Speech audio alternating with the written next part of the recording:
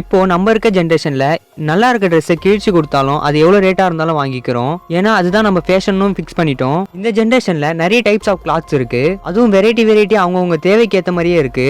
ஆனா இந்த கிளாத்ஸுக்கான முதல் வடிவம் எப்போ உருவாக்கப்பட்டுச்சுன்னு தெரியுமா? கிட்டத்தட்ட 500,000 வருஷத்துக்கு முன்னாடி இந்த ஸ்டோன் ஏஜ் பீப்பிள், அதாவது கற்கால மனிதர்கள் சொல்லுவோம்ல, அவங்க காலத்துல தான் முதல்ல இந்த ட்ரெஸ்ஸுக்கான வடிவமே கண்டுபிடிக்கப்பட்டுச்சு. அந்த காலத்துல வாழ்ந்த மக்கள் அங்க இருக்க கிளைமேட்டிக் சேஞ்சஸ்னால ஒரு கிளைமேட்டுக்கு ஏற்ற மாதிரி உடைய அமைக்க ஆரம்பிச்சாங்க. அவங்க அணிஞ்ச உடை என்னன்னா மிருக தோல் தான்.